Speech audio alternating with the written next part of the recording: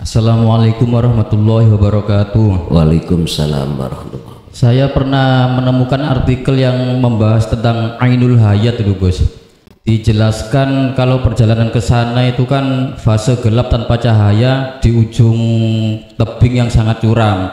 Syarat mutlaknya harus siap kehilangan orang yang paling disayangi. Jikalau belum menemukan, harus siap untuk yang kehilangan kedua kalinya. Sementara saya buka di Google secara umum, Ainul Hayat ini kan diumpamakan kayak sumber mata air kehidupan yang konon katanya dijaga oleh Nabi Khidir.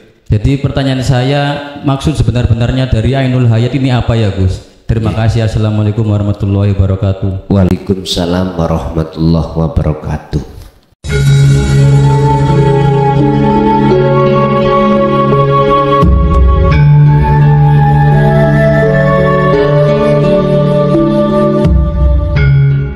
Bismillahirrahmanirrahim. Alhamdulillahi rabbil alamin wa bihi nasta'inu ala umuri dunya waddin. Asyhadu an la ilaha illallah wa asyhadu anna Muhammadan abduhu wa rasuluh. Allahumma salli wa sallim ala sayyidina wa maulana Muhammadin wa ala alihi wa ashabihi ajmain, amma ba'd. Hadratul kiram, dumateng para alim, para ulama, asatid wa asatidah, para masyayikh, tokoh masyarakat, tokoh agama sewilayah Kota Madia, Surabaya, tepatnya di Semampir, Sahibul Bait, sekeluarga jamaah ingkang rawuh baik di majelis maupun di luar kulluhum ajmain rahimakumullah.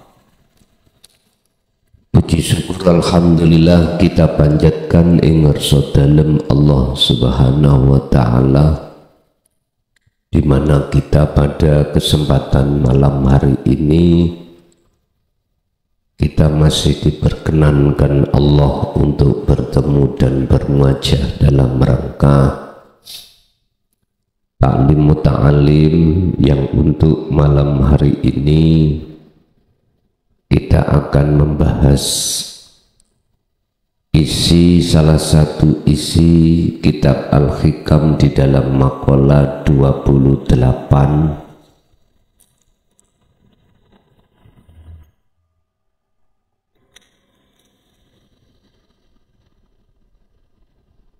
yang materinya adalah ridolah, ikhlaslah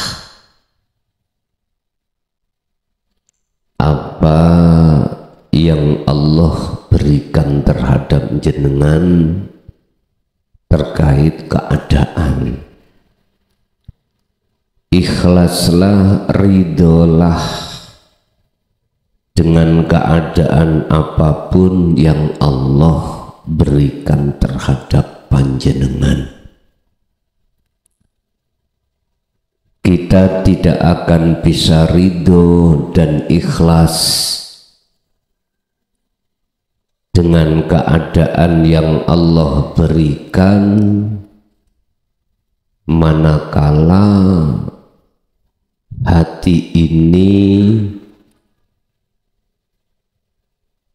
tidak dekat pada Allah. Hati ini jauh dari Allah, maka ridho dan ikhlas itu enggak mungkin ada di dalam hati kita. Sebab syarat ikhlas dan ridho itu hati tidak boleh ada rasa kalau kita yang mengendalikan keadaan, kalau kita yang merasa melakukan satu keadaan. Bapak Ibu, selama hati masih dikuasai oleh sifat basariyah, kemanusiaan dalam diri kita, maka sepanjang itu kita nggak bisa ikhlas.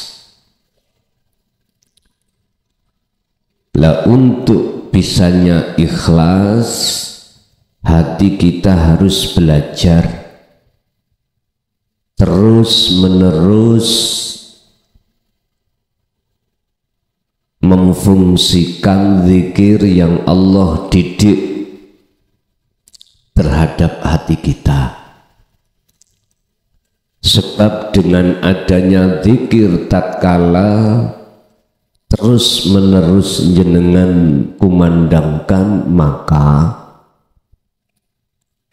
Allah akan merobohkan pohon basariyah di dalam hati panjenengan kalih kula. Cara Allah merobohkan pohon basariyah yang pohon itu menjadikan gelapnya hati hanya dengan cara Allah menyalakan nur ma'rifat.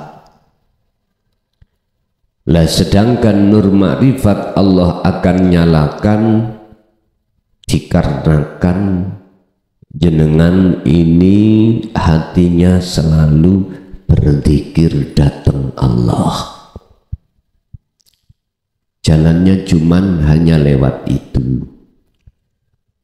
Urusan zikir jenengan kali kula bilisan apapun monggo.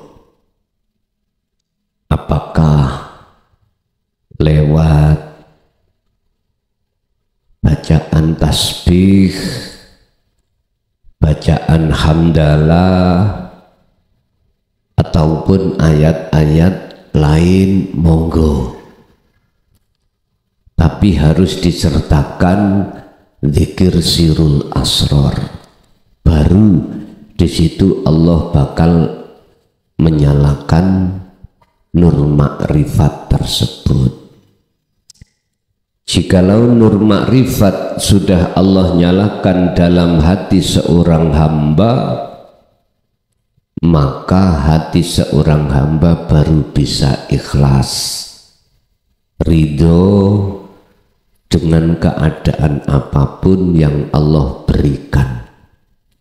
Sebab sebagai hukum sunnatullah, keadaan qobdi dan basti, keadaan rumah tangga kita itu ada atau tidak ada yang dimakan, itu semata-mata hanya dari Allah yang menghadapkannya. La haula wala quwata illa billahil aliyil azim.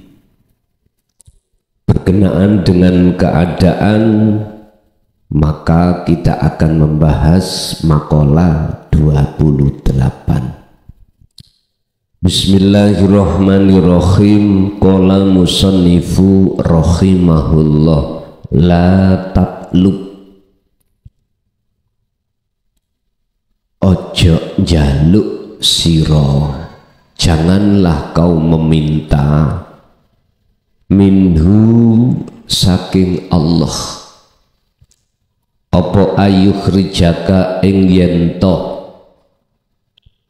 ngetokake sapa Allah ka ing sira min halatin, dari satu keadaan, liyastakmilaka krono arai nglampahake sapa Allah ka ing sira fima ing dalem perkara siwahan kang sakliyane keadaan itu.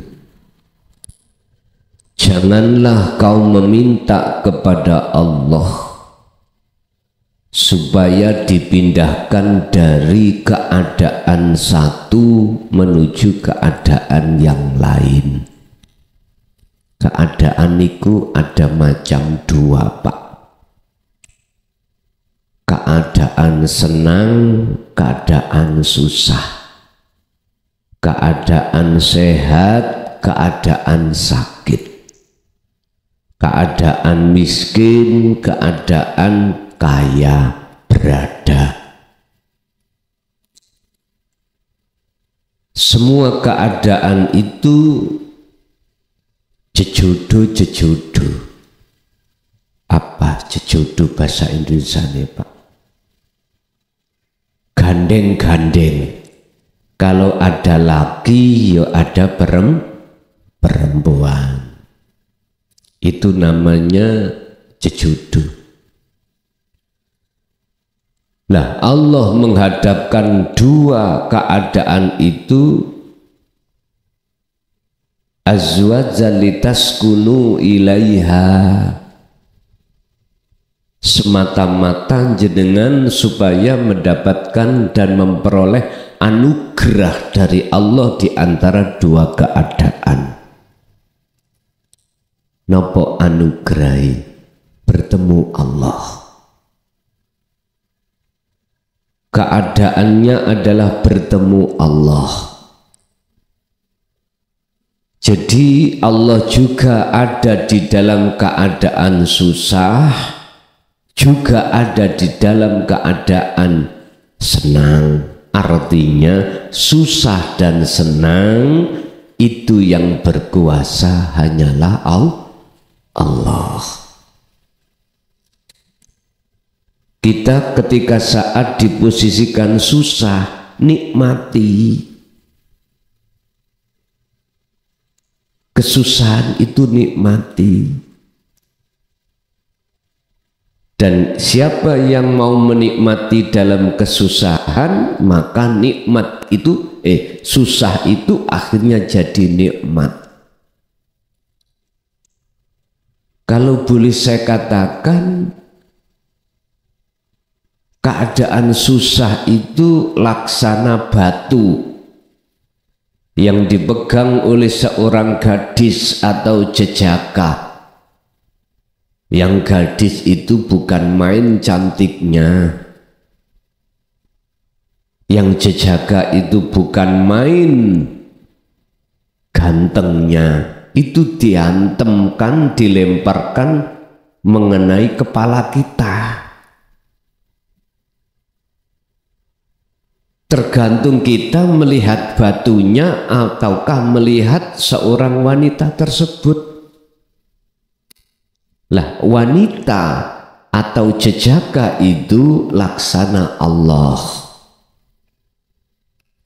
Barang siapa melihat makhluknya yang berupa batu, takdir itu yang susah, maka siapapun kita pasti akan marah, Pak.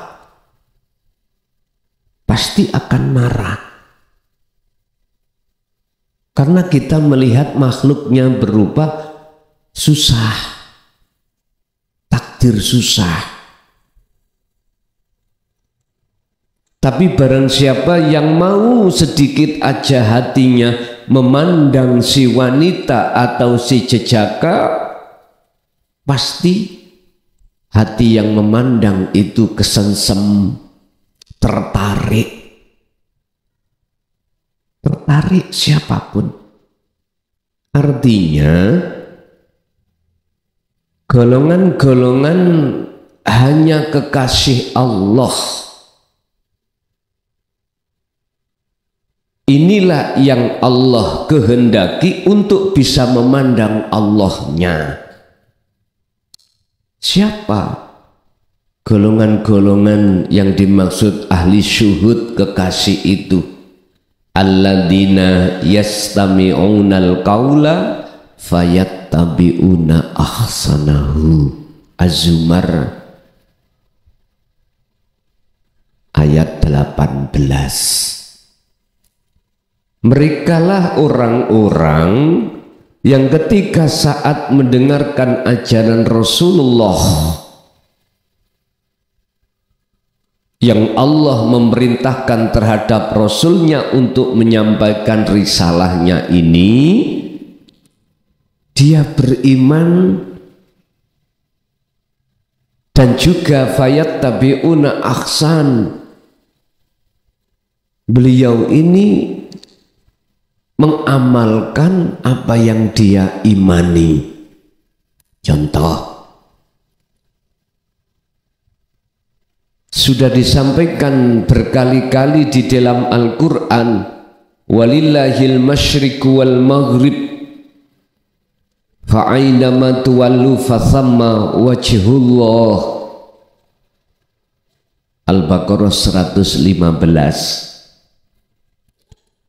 Apa makhluk mulai jagat timur sampai jagat barat, sekecil dan sebesar apapun makhluk, itu yang berkuasa, yang memiliki hanyalah Allah, yang menggerakkan hanyalah Allah, dan Allah tanpa minta bantuan pertolongan terhadap siapapun dan apapun.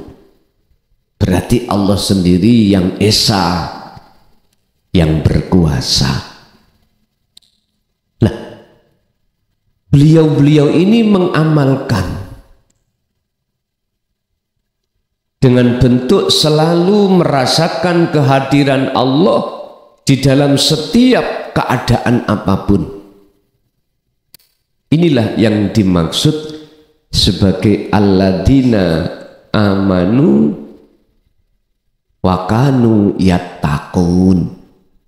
Inilah orang-orang yang Allah sebut sebagai kekasihnya, yang tertuang di dalam surat Yunus ayat 62 dan 63. Ala inna awliya Allah la khaufun alaihim wa lahum yahzanun. Beliau tidak mudah gelisah, khawatir, takut, karena memandang Allahnya. Sehingga ketika saat batu mengenai dirinya, dia tidak mengeluh, justru mensem.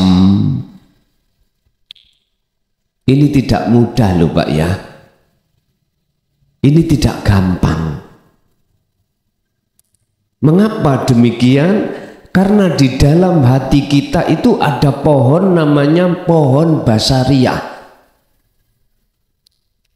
Ruh ini selalu disertai, selalu diketing, diikuti oleh hawa nafsu. Ini persoalannya.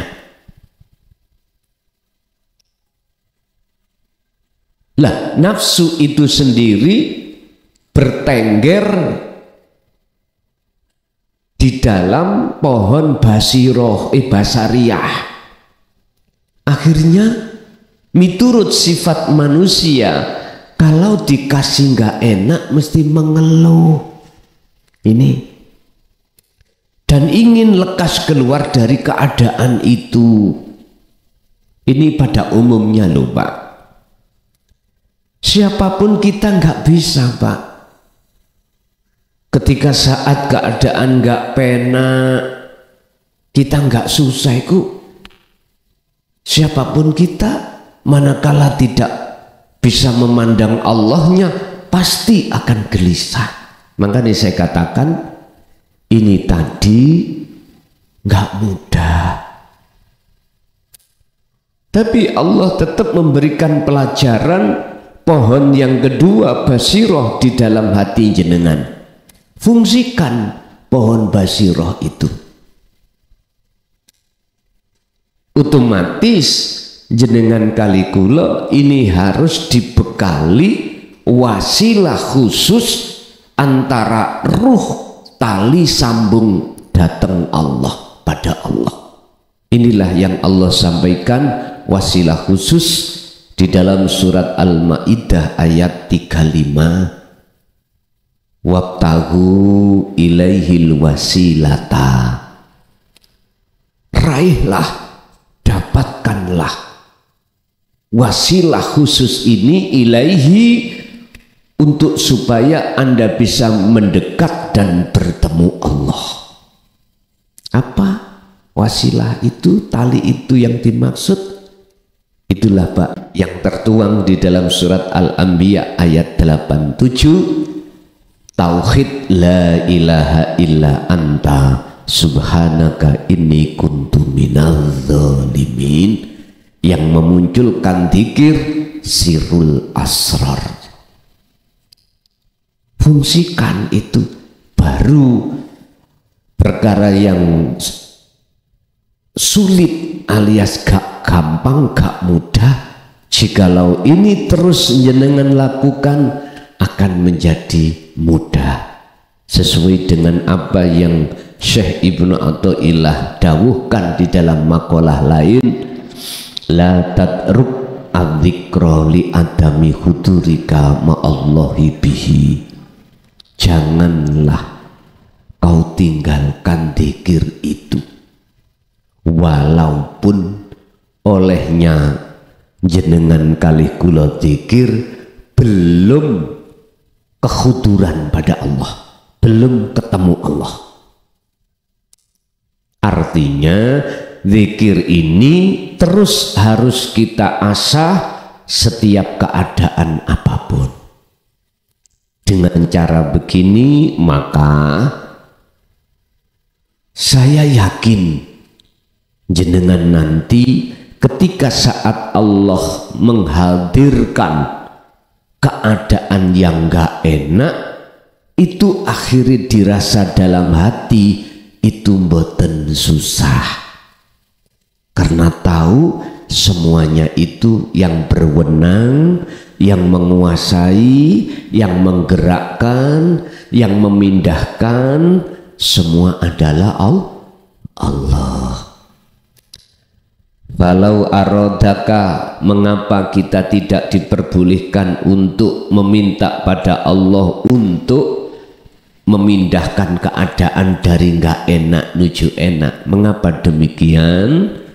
Falau arodaka, mongko lamuno ngarepake sapa Allah ka ing sira, ya las tak malaka mongko yepti Gusti Allah agawe min ghairi ikhrajin, kelawan tanpa ngetokake.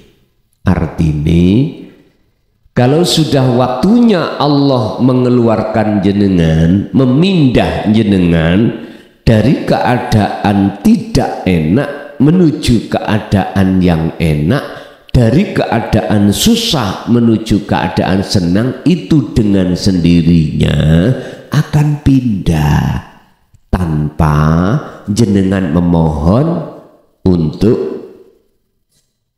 menyuruh Allah memindahkan. Nah, disitulah di hadapan ahli zuhud itu antara keadaan susah dan senang miturut umumnya bagi beliau la farqa bainahuma, sudah tidak ada bedanya. Akhirnya jenengan bisa ngetrapke ilmu nrimo ing pandem, sam'an wa ta'atan. Namun begitu, ridho lan ikhlas. Sampai semerap tiang meteng Pak, hamil 9 bulan, kalau belum waktunya keluar, gak usah sampai minta nang Allah, keluarkan ya Allah, kula niki pun weteng pun abot, perut sudah abot, 9 bulan sudah mengandung. Ora usah, cukup bagi jenengan ikhlas ridho dengan keadaan apa yang saat ini Allah berikan. Nanti Pak Neus waktu nih babaran, sudah waktunya lahiran, medal dewi, lari alit anak kecil yang di kandungan itu, kalau sudah Allah tentukan weton hari kelahirannya, keluar sendiri. Artinya keluar sendiri, Allah mengeluarkan sendiri. Ini waktunya begitu. Sampeyan tanya ibu-ibu, bisa diempet tak Bu?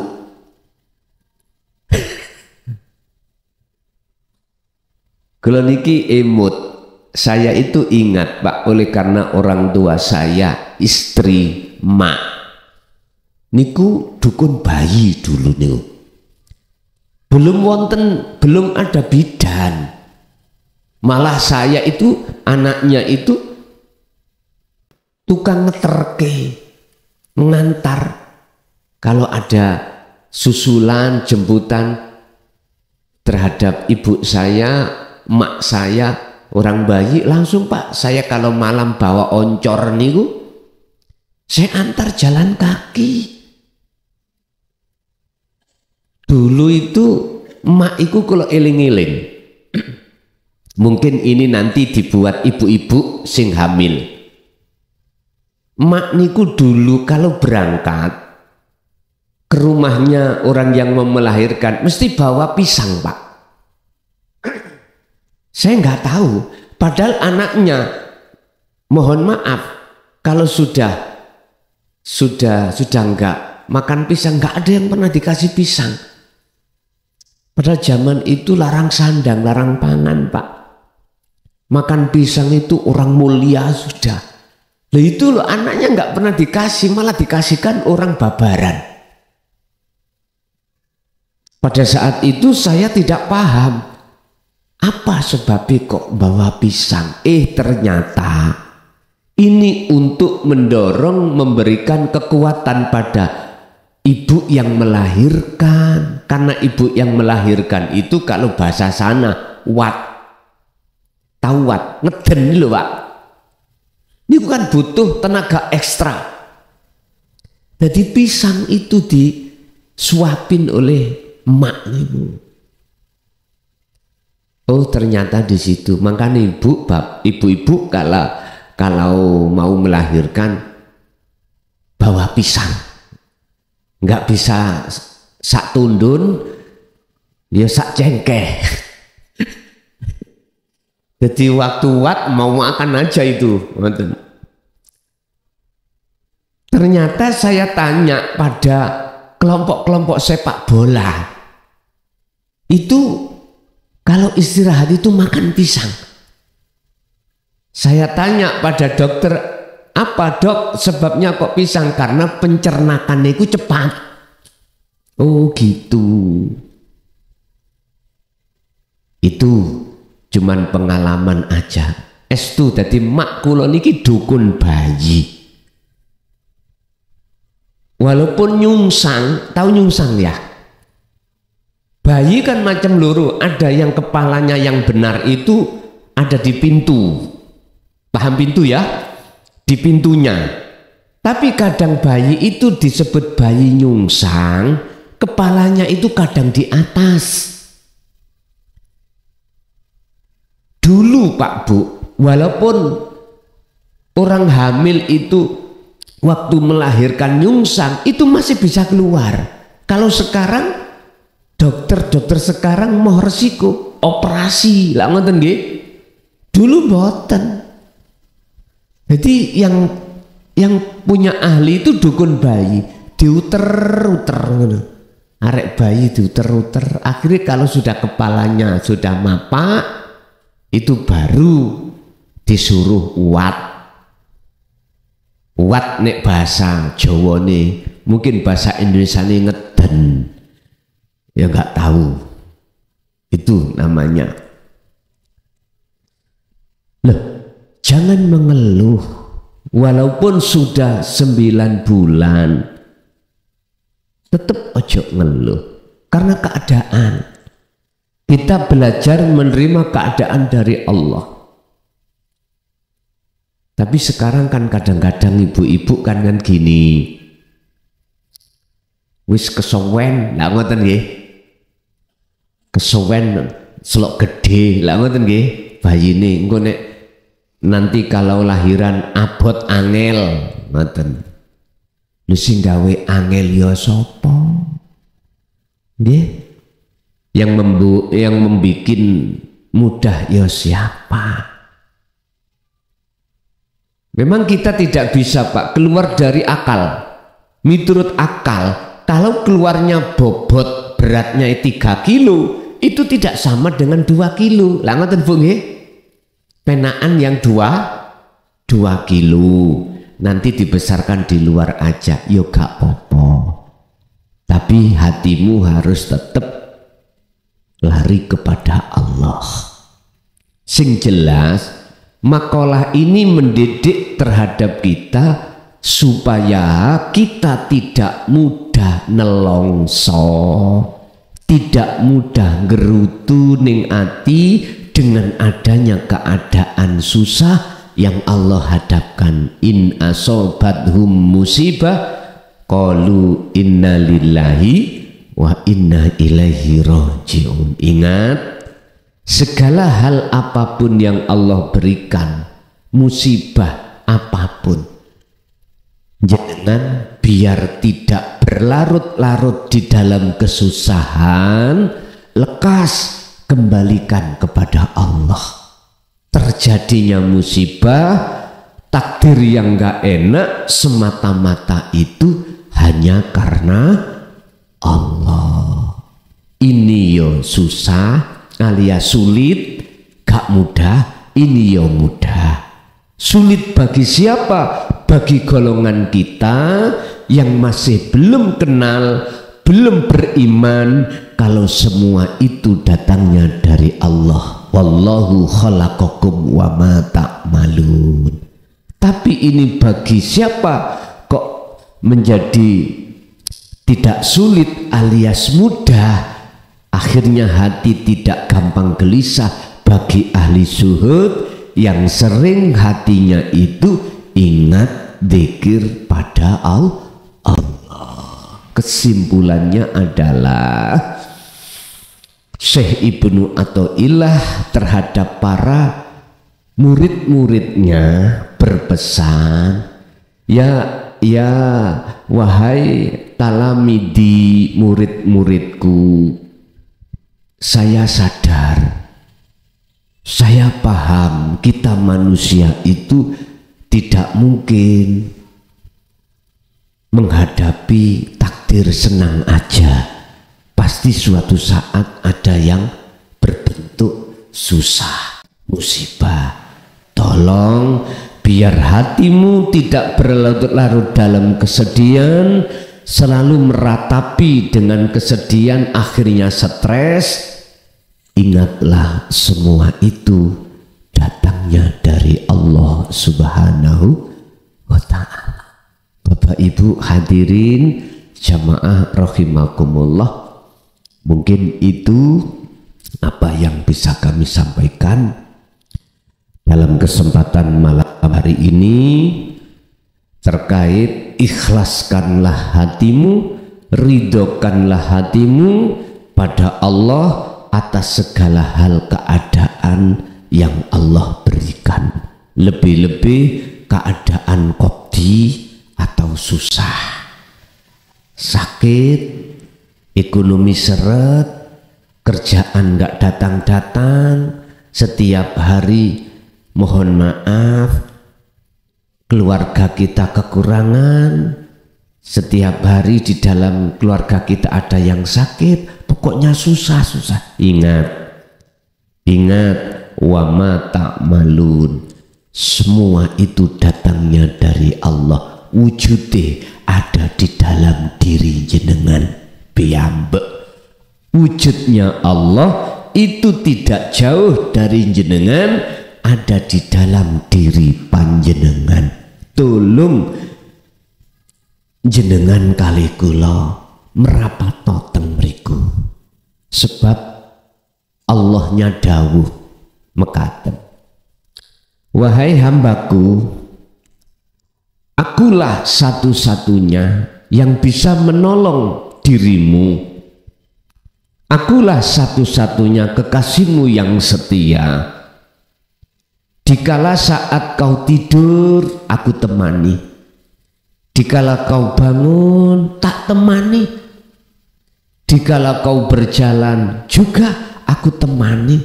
Kemanapun dan apapun keadaanmu, aku selalu melayanimu. Tolong, jadikanlah aku sebagai kekasihmu. Kul in kuntum tuhibbunallaha fattabi'uni yuhibbukumullah.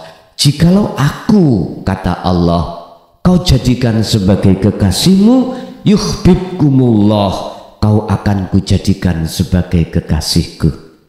Caranya bagaimana kita menjadikan Allah sebagai kekasih kita? Hanya satu, udzukurullaha dzikron katsiron.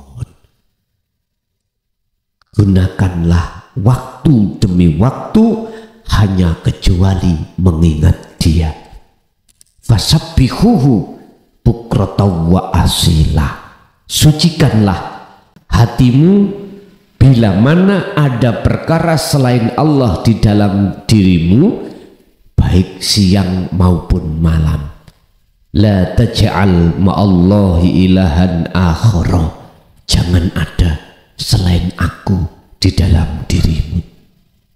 Pun ini kata Mutiara menurut kami sangat mendukung dalam rangka perjalanan kita untuk menuju dan bertemu Allah, lebih-lebih di bulan Rajab ini, bulan di mana kisah sejarah baginda Rasul diperjalankan Allah menjalani Isra dan Mi'raj. Inilah perjalanan jenengan si Salik ketika suluk menuju kewusulan Allah di dalam maqam musyahadah. Ingat, barang siapa di depannya itu tahu alam akhirat, maka saat itu juga indahnya alam dunia hancur karena kalah indah dengan alam akhirat yang Anda lihat. Alam akhirat jenengan jangan memandang besok setelah mati, pandanglah alam akhirat di dunia ini setelah matinya keakuan dirimu sebagai makhluk yang wujud. Disitulah nanti akan nyata wujudnya yang wujud di dalam alam akhirat. Liman kana yarjullaha wal yaumal akhirah. Inilah teladan perilaku Kanjeng Nabi yang diturunkan datang para umatnya yang mau untuk melaksanakannya. Oke Bapak Ibu, kita masuk pada sesi tanya jawab. Bapak saya kasih 3, Ibu saya kasih 3 pertanyaan atau 3 orang. Monggo menawi wonten kami persilakan.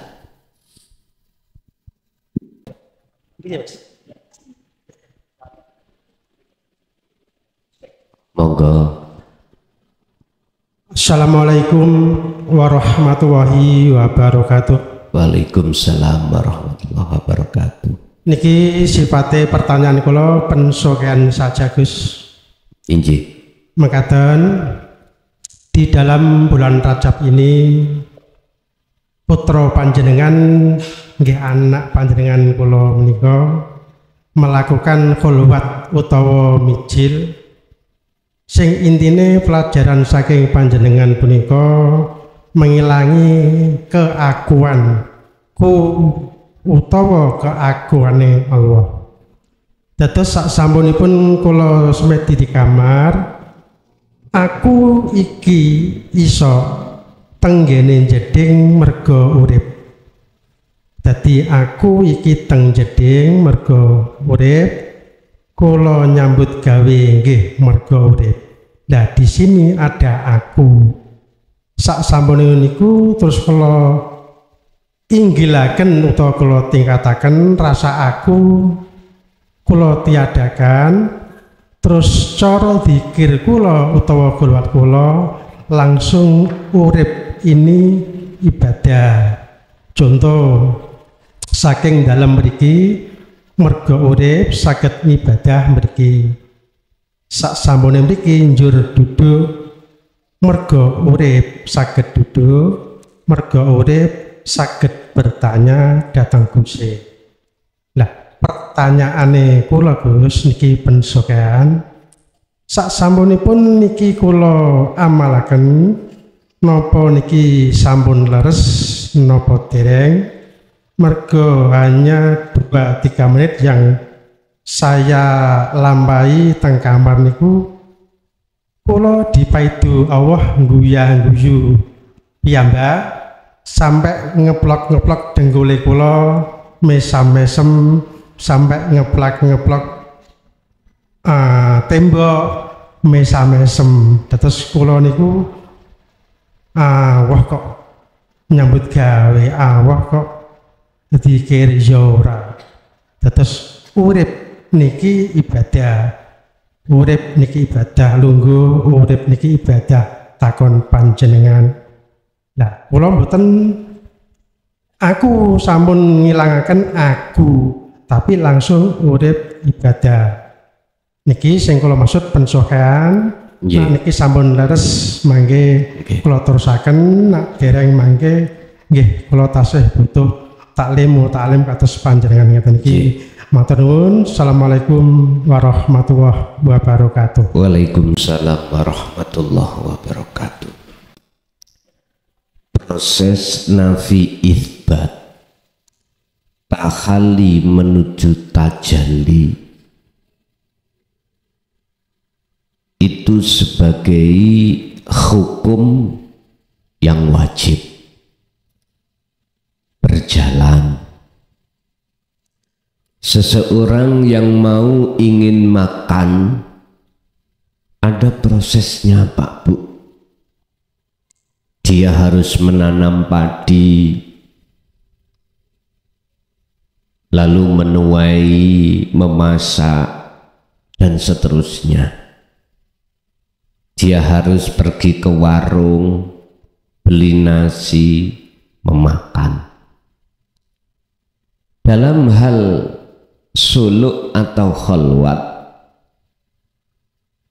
wajib jenengan kali kula niki proses awal itu dilakukan. Ilmu sudah, tinggal ngamalkan.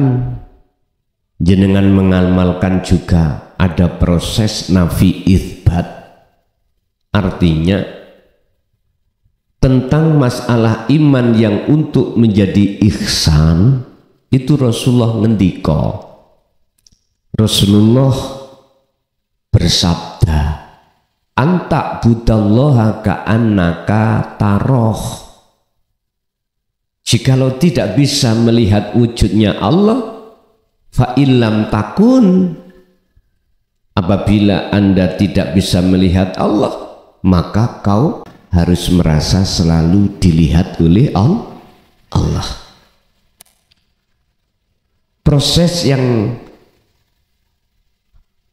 hadis sahih terkait masalah hasan, terkait masalah ihsan niki, mengapa yang pertama itu adalah anta budallaha ka'annaka taroh, ketika jenengan menyembah seakan-akan sudah bisa melihat wujudnya Allah. Lalu kedua, jikalau kau tidak bisa melihat wujudnya Allah, maka kau harus merasa selalu dilihat oleh Allah. Mengapa yang kedua itu kok tingkatannya lebih rendah? Ini karena proses.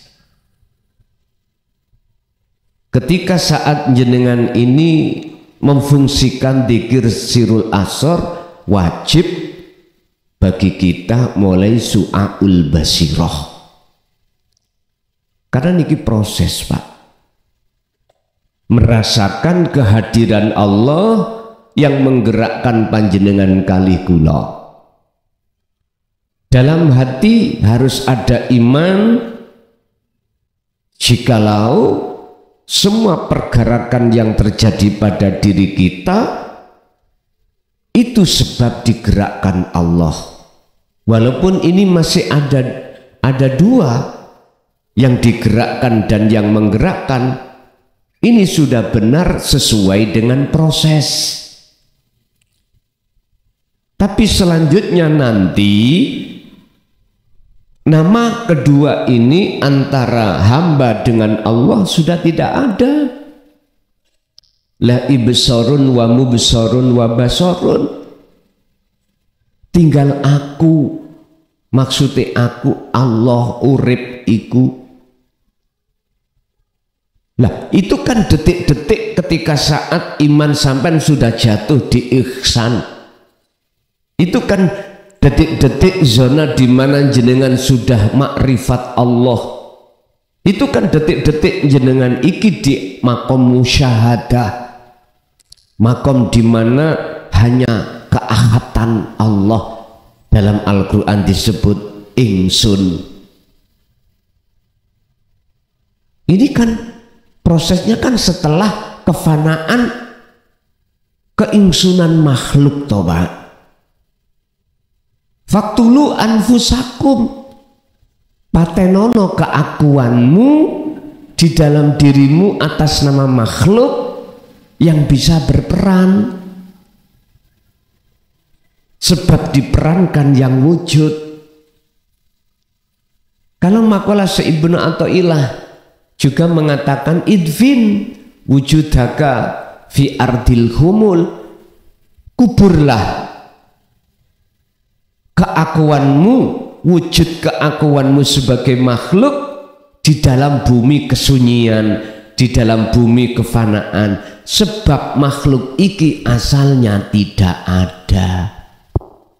Aslinya adanya itu sebab diadakan oleh yang ada. Bukan berarti jenengan diadakan oleh yang ada itu mempunyai hak sifat wujud. Tidak bisa. Adanya kita sebagai manusia itu pura-pura, seakan-akan miturut hukum hakikat, hukum hakikat. Artinya jenengan akan merasa wujudnya kita sebagai makhluk itu hanyalah pura-pura atau seakan-akan jikalau jenengan kembali ke asal jenengan.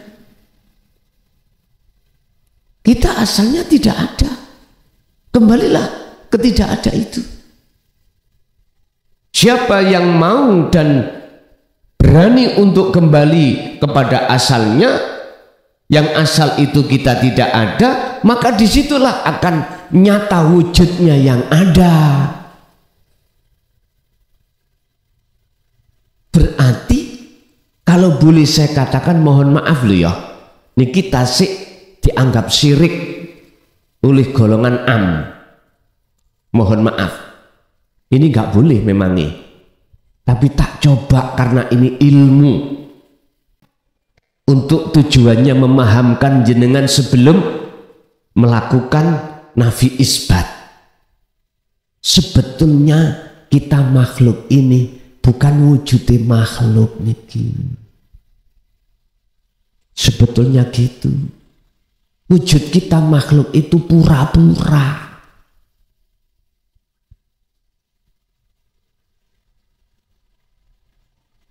Ini berat loh Pak ya, berat banget. Apalagi makalah ini saya naikkan sedikit satu pertanyaan. Nah ini wujudnya siapa? Nah ini mesti terhadap siapapun kita akan menyalahkan. Karena apa? Karena kita merasa wujud, sebab diwujudkan yang wujud. Oleh karena kita belum ketemu yang wujud, maka kita sampai kapanpun akan merasa wujud sebab diwujudkan yang wujud.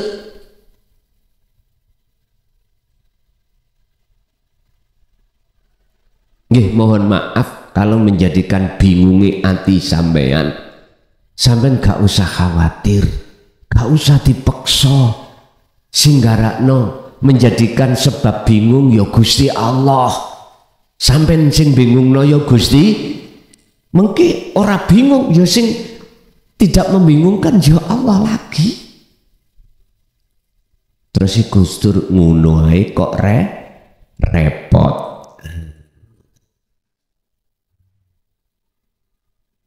Sebab Gustur tahu bermakola, nyeten makolai. jikalau kau membenci seseorang yang tidak bisa membaca Al-Quran, berarti Tuhanmu itu Al-Quran. Tuhanmu itu Al-Quran.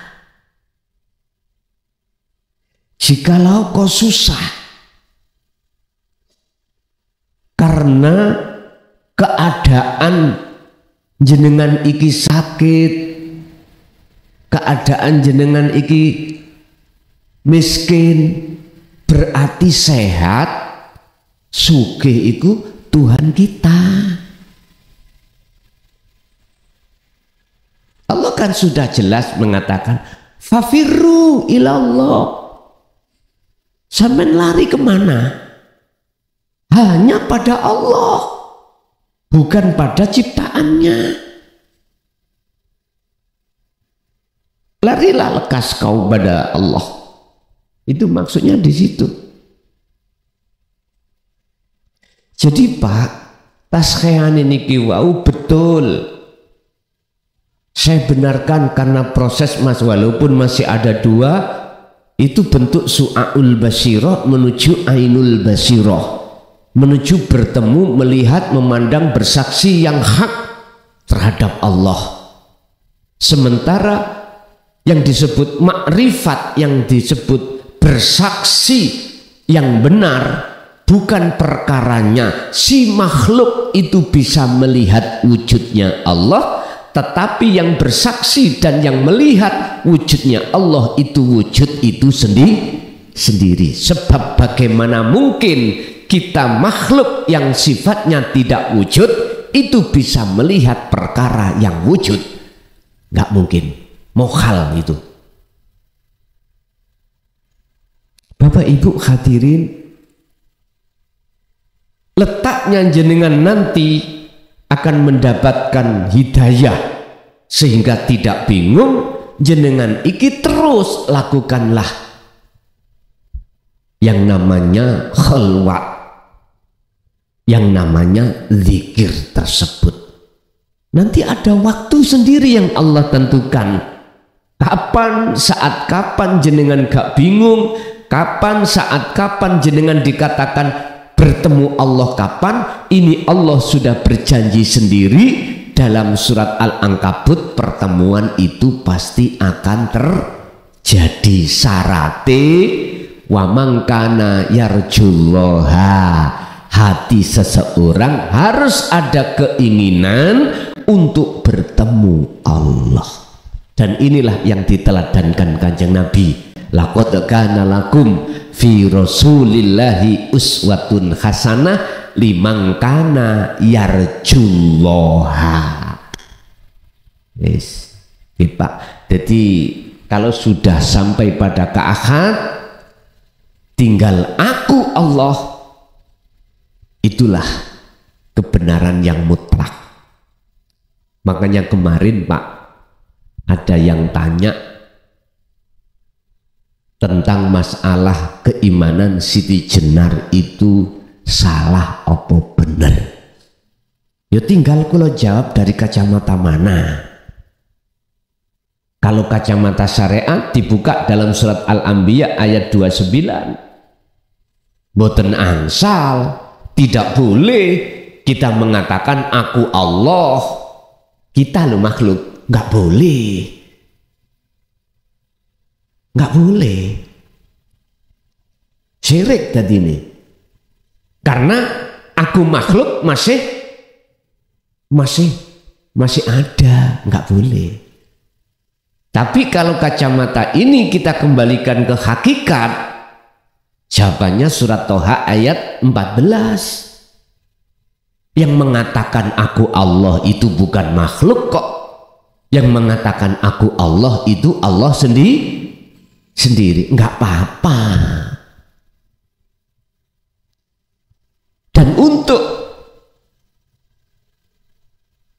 mengatakan aku Allah itu hak mutlak Allah itu sendiri, untuk sampai di situ jenengan iki dididik oleh Kanjeng Nabi tentang tauhid la ilaha illa ana.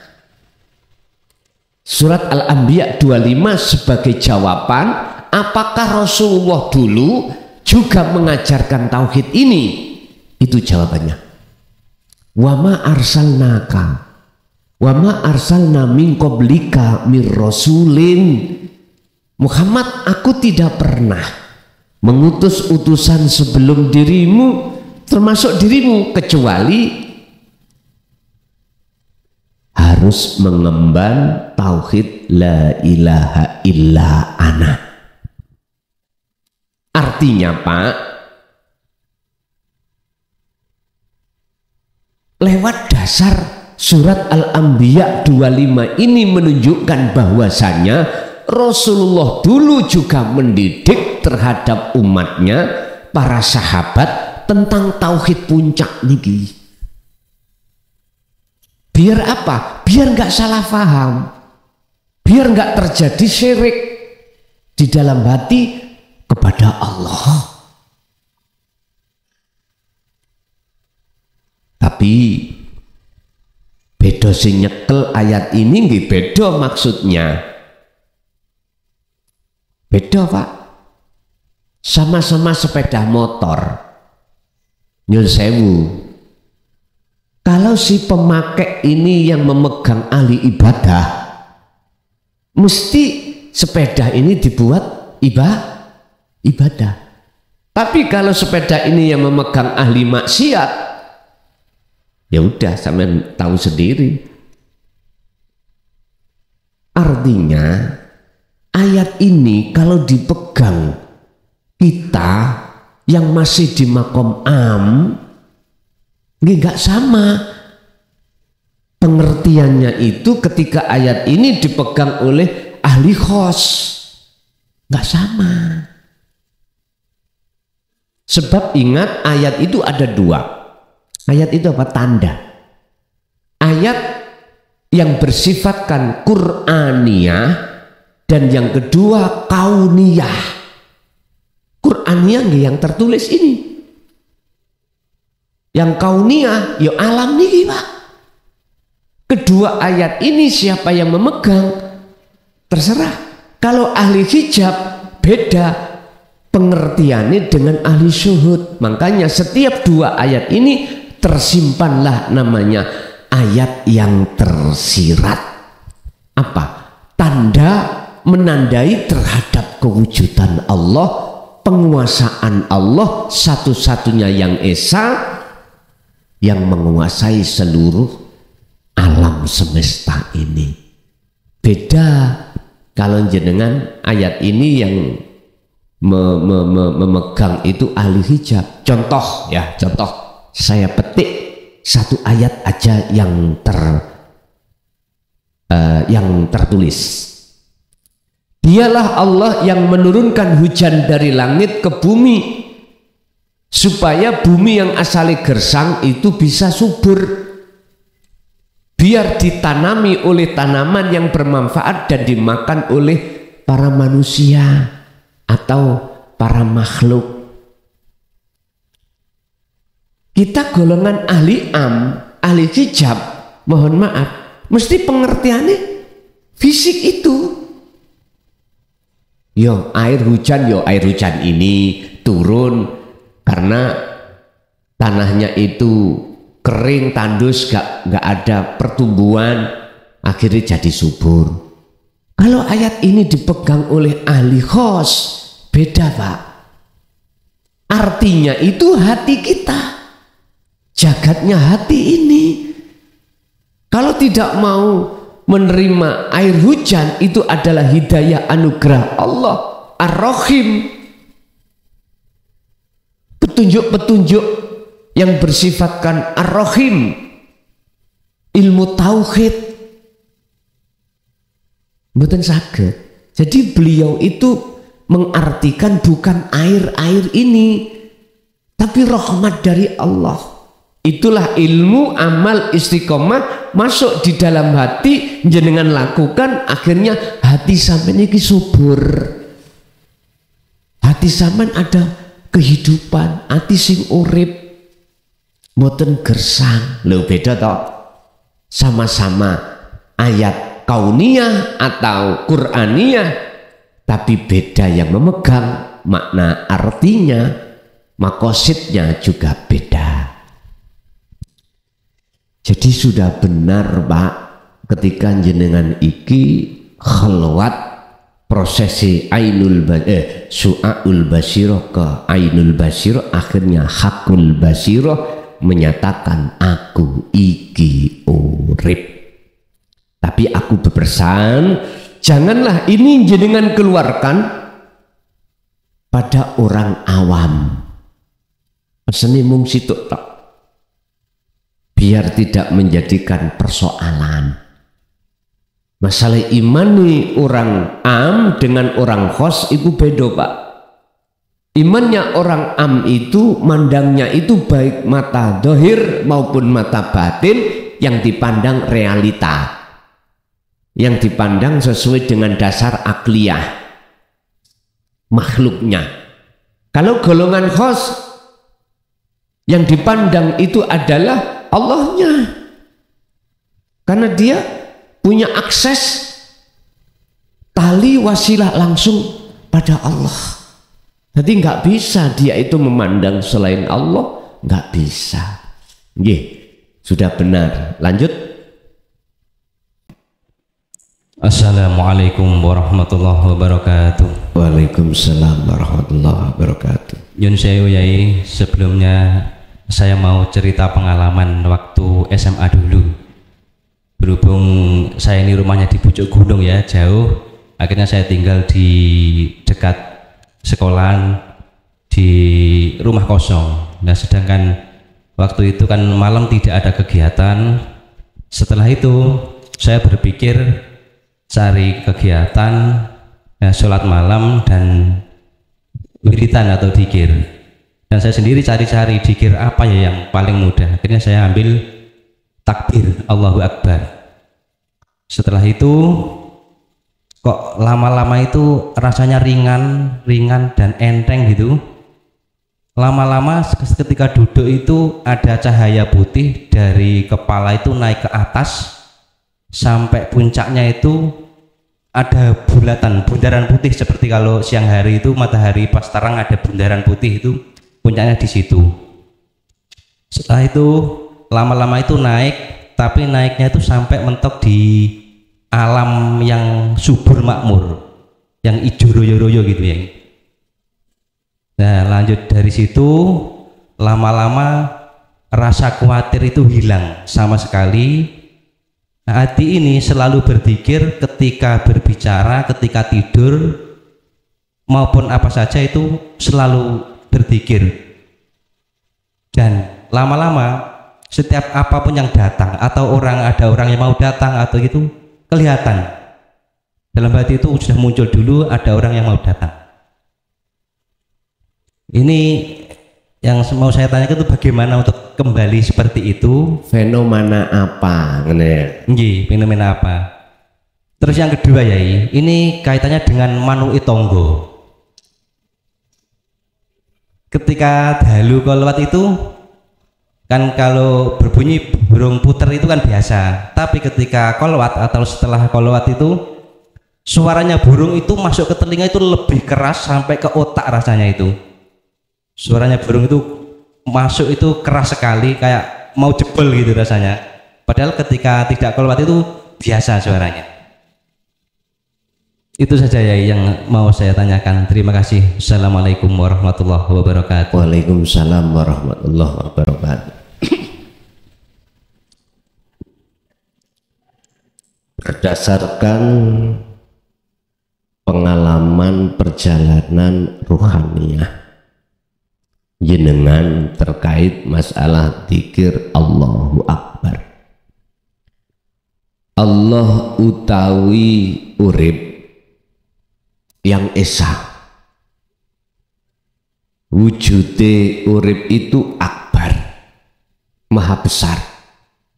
Mana? Ya semua keadaan itu akbar. Dikatakan akbar karena satu-satunya yang berkuasa di situ adalah Allah. Ini makna rahasia di belakang Allahu Akbar utawi aku iku akbar wujute realita ini.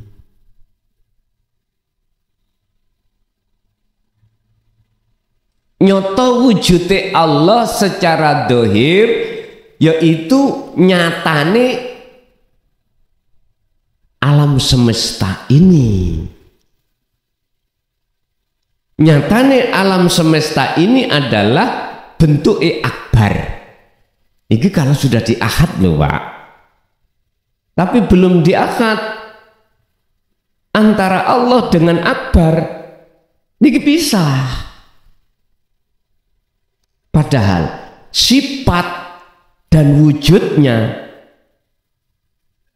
itu nggak bisa dipisah. Nama dan wujudnya itu nggak bisa dipisah. Artinya tidak bisa dipisah. Kudrat dan iradah itu saling beriringan. Nggak ada nama, nggak ada wujud. Adanya apa? Ya embuh wis iku. Jadi tidak dikatakan nama, tidak dikatakan sifat, tidak dikatakan zat. Janganlah kau sembah namaku, sifat zatku, tapi sembahlah aku, sembahlah aku. Iki maksudnya piye? Ini kalau tidak di zona akad, tidak paham kita. Makanya saya katakan, mengapa sih sering saya bicara dzikir, pegang terus supaya Anda mengalami jadab hati. Jadab itu kefanaan selain akunya Allah. Pasti nanti Allah akan memisahkan atau menghancurkan perkara selain Allah di dalam hati jenengan, hilang semuanya, itu akan hilang. Lah disitulah jenengan itu dikatakan oleh orang awam, orang gak waras, seperti orang tidak waras, padahal yang waras jenengan. Lah Allah dekat kok orang ngerti loh, ngono kok mungkin nanti aslinya yang gak waras kita. Wong Allah dekat setiap saat dan waktu melayani kita, kok ya kita itu tidak ngerti, tidak tahu. Berarti sesungguhnya yang gak waras itu kita, bukan majedubun itu. Loh, majedub niku wonten kali apa sih Pak majedub Pak? Sebetulnya itu ujian Allah. Artinya hati jenengan dipisahkan Allah dari perkara selain Allah, itulah namanya majedub. Perilakunya disebut jadab.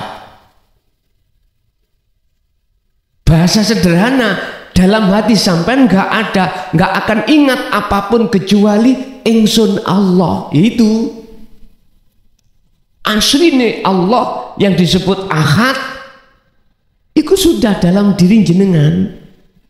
Jenengan sudah di zona itu, itulah namanya jadab. Ini kadang-kadang orang jadab, dijadabkan Allah saakali. Kalau saakali wis perilakunya dohir iku aneh-aneh. Miturut orang lain mengatakan aneh. Lah wong sholat itu nggak mau sarungan, nggak mau celonoan, sualan cekak. Lah aneh deh.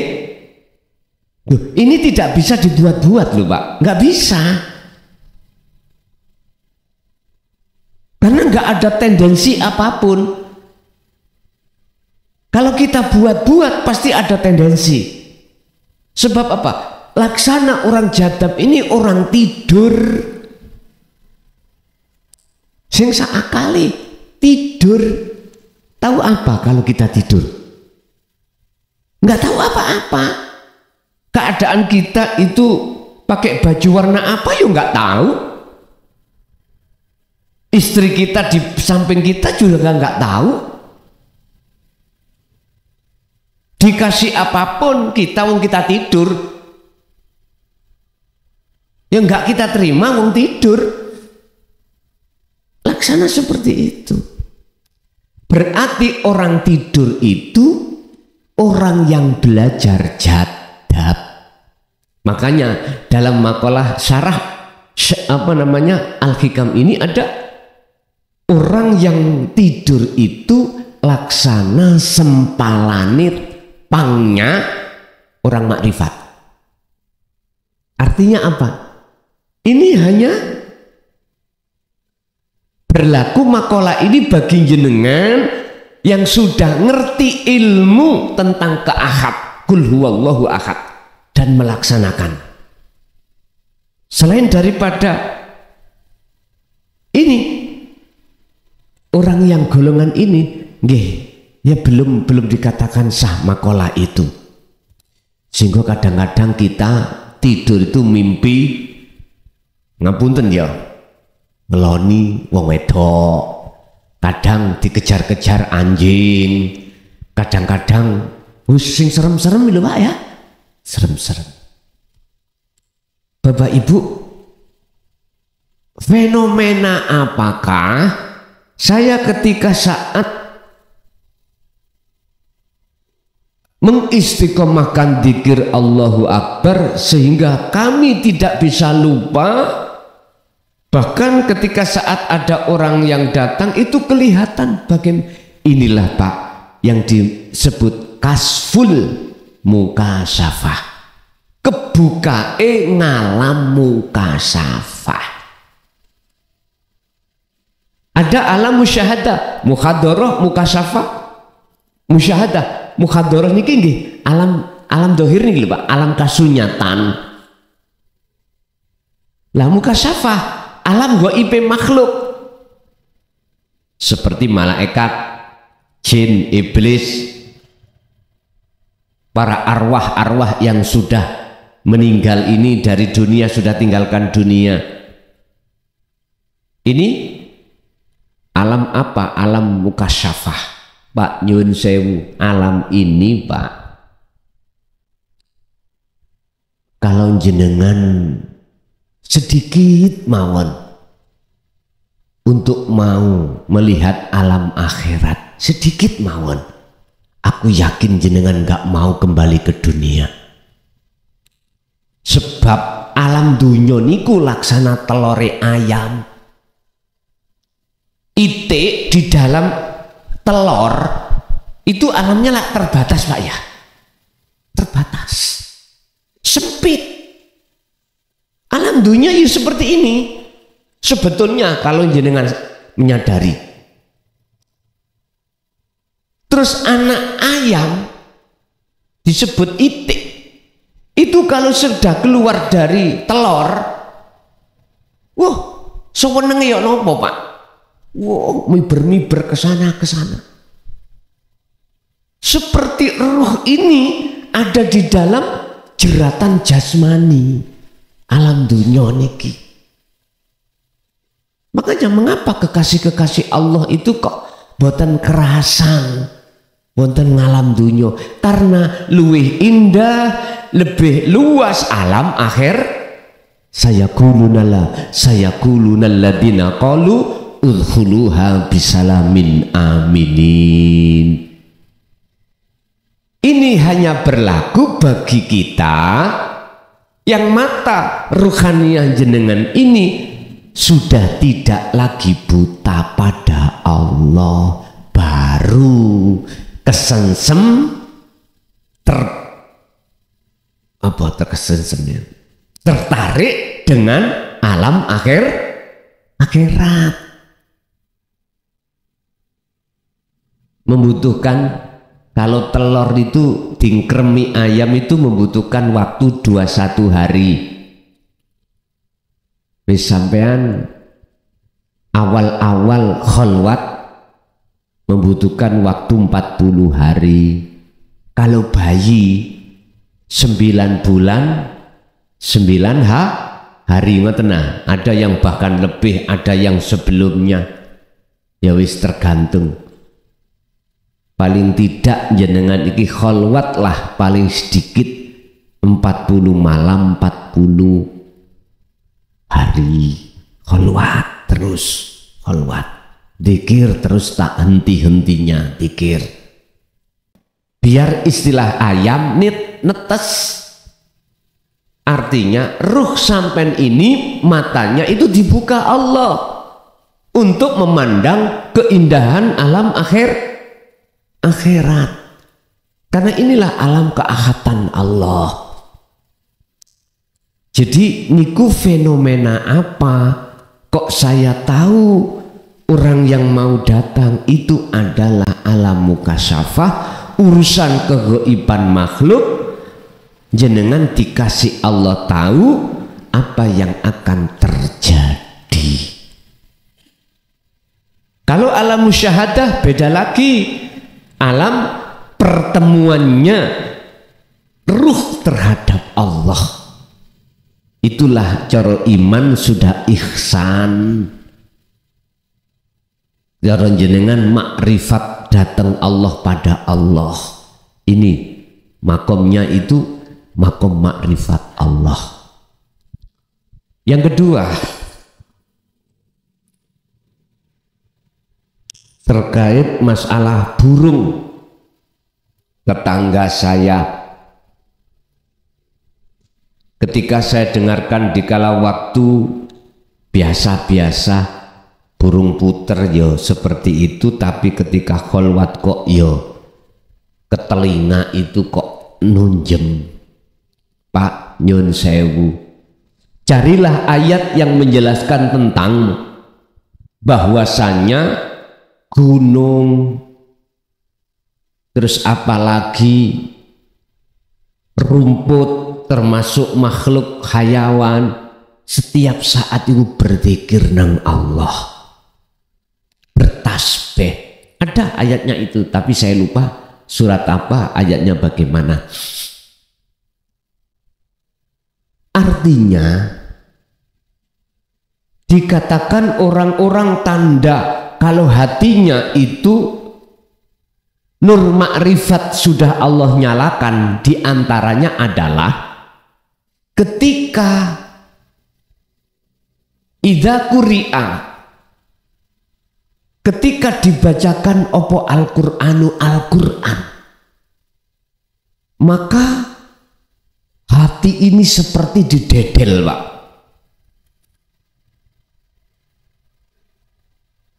Wajilat qulubuhum, hati sampean iki ndredeg. Laksana seperti itu. Karena apa? Karena memandang hati ini tidak memandang ayatnya, tapi memandang makna daripada ayat itu dari sisi mutasabihatnya. Otomatis ini mengingatkan kita supaya selalu harus beribadah madhep terhadap Allah. Jadi artinya di situ, Pak. Artinya mengapa burung puter itu waktu aku kholwat, terus ketika saat dia berbunyi kok merasuk di dalam telinga, kok tajam. Itu tidak jauh berbeda dengan ayat yang mengatakan ketika saat Al-Quran dibacakan oleh orang-orang yang hatinya itu tanda cahaya makrifat sudah menyala, dia ndredeg. Artinya apa? Dia tidak memandang, tidak mendengarkan ayatnya, tapi makosid di dalam ayat itu, yang makosidnya mengingatkan terhadap kita untuk selalu bertemu Allah. Berarti di dalam suara burung tadi itu mengandung satu ayat, mengandung satu tanda. Di situ ada wujudnya Allah. Wajilat qulubuhum, itulah yang dimaksud ndredeg, itu ada di situ.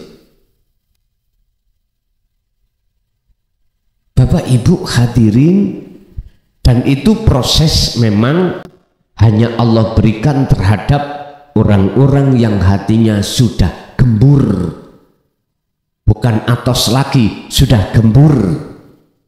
hatinya sudah merasa Allah itu dekat.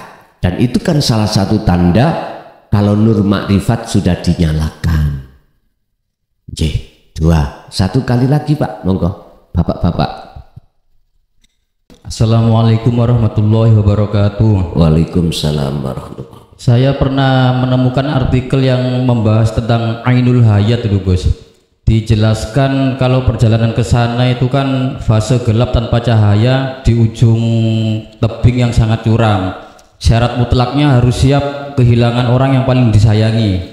Jikalau belum menemukan, harus siap untuk yang kehilangan kedua kalinya. Sementara saya buka di Google secara umum, Ainul Hayat ini kan diumpamakan kayak sumber mata air kehidupan yang konon katanya dijaga oleh Nabi Khidir. Jadi pertanyaan saya, maksud sebenar-benarnya dari Ainul Hayat ini apa ya Gus? Terima kasih. Assalamualaikum warahmatullahi wabarakatuh. Waalaikumsalam warahmatullahi wabarakatuh. Siapapun yang sudah mengikuti dan mengamalkan surat Ali Imran 31, sampai harus siap tinggalkan orang-orang yang jenengan cintai.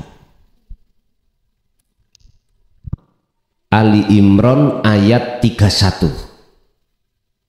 Siapapun yang ikut masuk di dalam ayat ini wajib tinggalkan siapapun yang jenengan cintai selain Allah, termasuk suami, istri, anak, harta benda.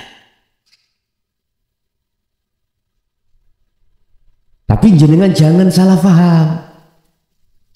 Arti kata ditinggalkan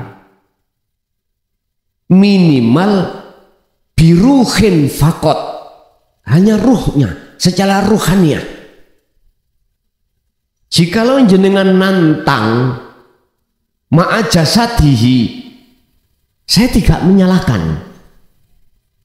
Jikalau jenengan lakukan sampai secara jasmaniah dohiriahnya, itu pun tidak salah.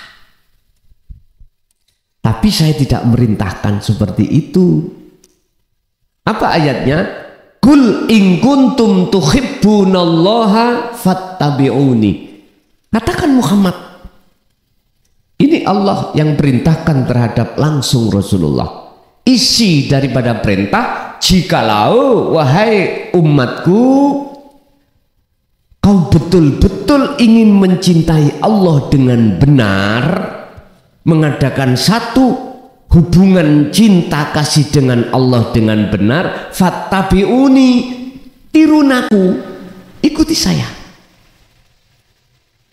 Bagaimana cara Rasulullah bercinta? Di dalam ayat itu secara Qur'aniyah, kita belum membuka tafsir loh Pak ya, nggak dijelaskan. Tapi justru ketidak dijelaskan ini mengandung kalimah yang baligh. Cara bahasa niku apa ya? Secara balaghah manteknya itu maknanya itu tertinggi. Makanya tidak ada orang-orang kafir Quraisy pada saat dulu itu disuruh untuk membuat satu ayat saja yang mutunya bisa menyamai satu ayat.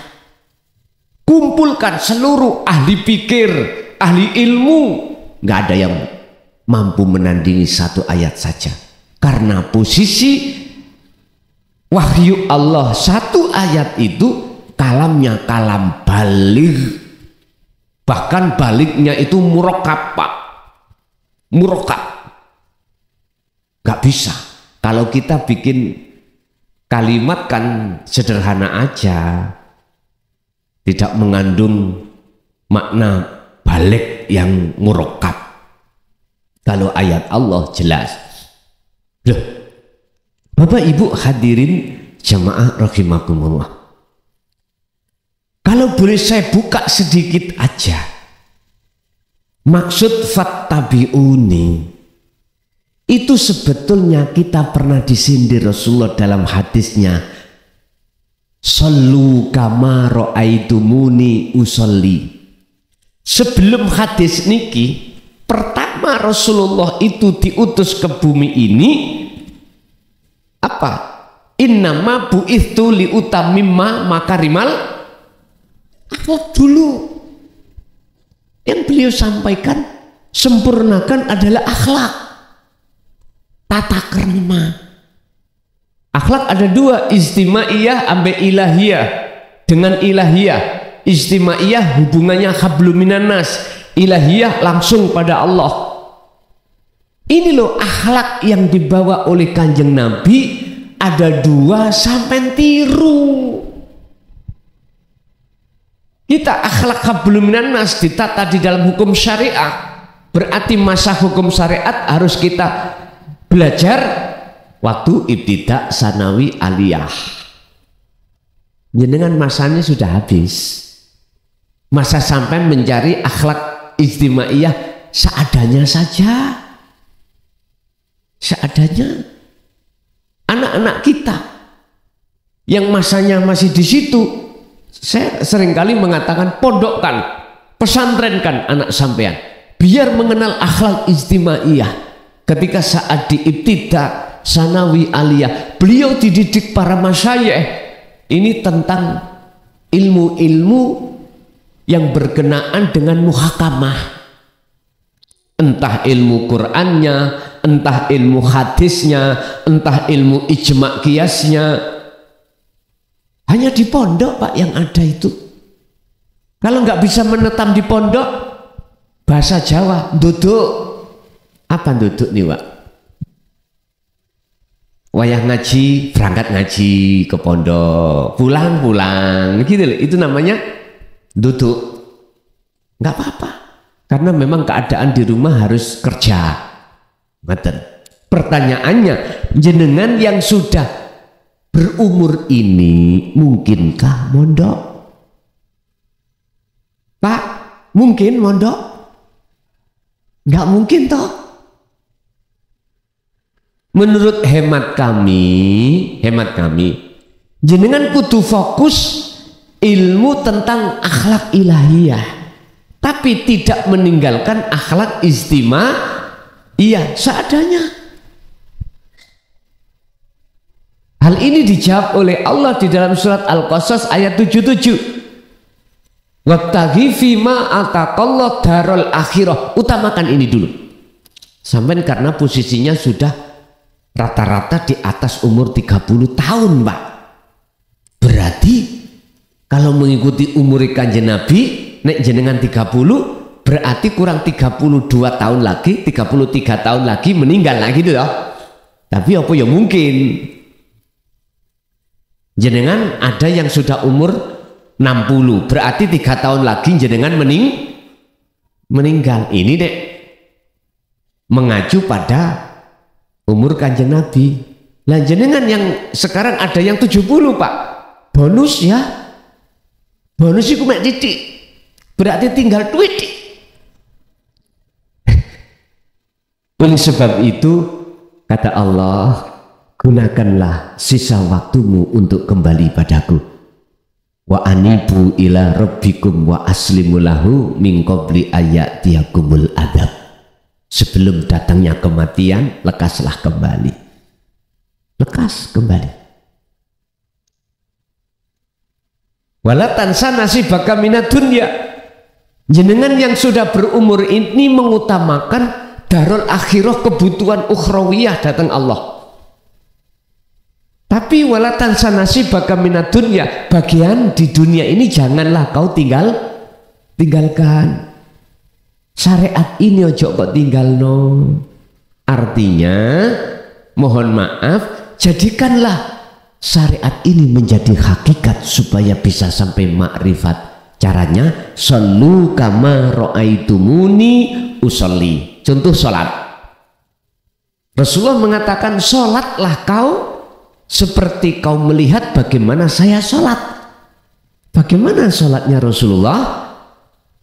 Hafidu ala sholawah, dan juga wassolatil wusta waqumu lillahi qanitin. Al-Baqarah 238. Kanjeng Nabi ku nek sholat tidak jasmaniahnya saja Pak, juga sak rohanianya. Jasmaniyah sholat syariat, rohaniyah secara hakikat. Akhirnya bisa mi'raj datang Allah. Nah, dari pertanyaan yang dimaksud sejatinya ainul hayah atau ma'ul hayah itu bagaimana? Kalau boleh saya katakan, kalau saya artikan secara luwet, mak nikulah air nih, mak itu air, hayun itu hidup, air kehidupan, atau ainul hayah, ain itu penglihatan, hayat urip. Hakikatnya apa? Makrifat. Aslinya apa? Iman yang sudah ihsan. Nah, untuk mencapai itu ada 3: ilmu, amal, istiqomah. Ilmu yang dimaksud khusus pengajaran, bagaimana caranya ruh sampai kali kulo hati mengesahkan Allah. Inilah yang sering kami sebut sebagai dinu tauhid. Ini rangkaiannya, Pak. Lalu disusul dengan kholwat amal. Amal wujudnya jenengan selalu berzikir yang tanpa batas, tak mengenal waktu dan tempat ataupun keadaan. Inilah yang disebut istiqomah. 3 hal inilah rangkaian disebut haqqatuqatih. Takwa yang sebenar-benarnya takwa. Apa? Takwanya rohaniyah, ani budullaha wastanibut tauhid. Arahkanlah hatimu hanya bercinta pada yang esa Allah, wastanibut tauhid, tinggalkanlah hatimu cinta dari selain Allah ahad. Makanya di situ dijawab oleh Rasulullah, jikalau kau betul-betul mengikuti aku, syaratnya dari sebuah istifham ayat tersebut, dari sebuah pertanyaan, syaratnya apabila kau betul-betul mengikuti aku, yuhibbukumullah. Iku jawab dari sebuah syarat yang tersimpan di dalam istifham. Artinya istifham dan syarat di situ tidak dijelaskan, tidak ditulis, tapi mengandung.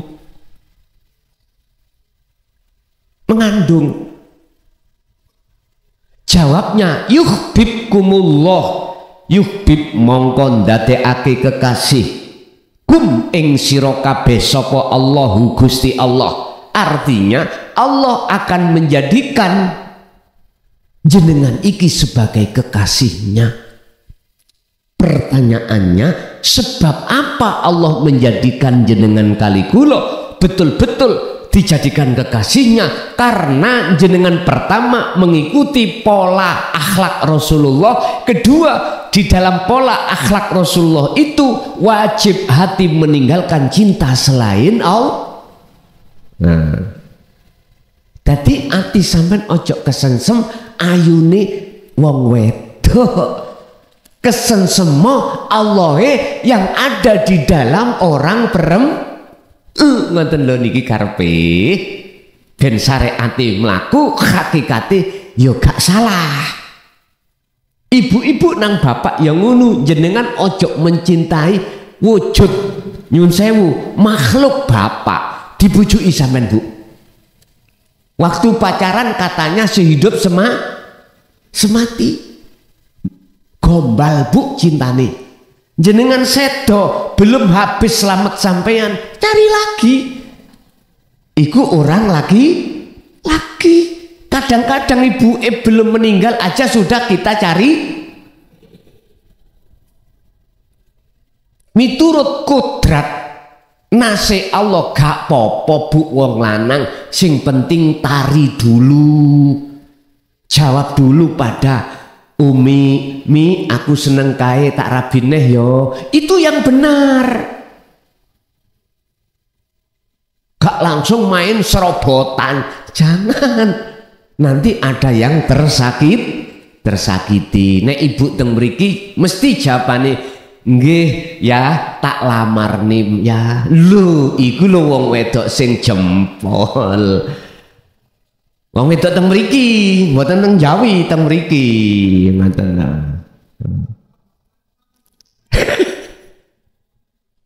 Oh, nek wong lanang didukno babakan ngono sawen. Guys, ben gak ngantuk Bu ya. Jadi Pak, ainul khayah atau ma'ul khayah itu berangkat dari ilmu, amal, istiqomah. Dengan 3 hal yang namanya takwa inilah yang Allah katakan derajat yang paling mulia di sisi Allah adalah takwa. Inna akramakum indallahi ternyata takwa tidak lepas dari golongan makrifat. Mekaten ganti sekarang ibu, saya kasih 3 orang.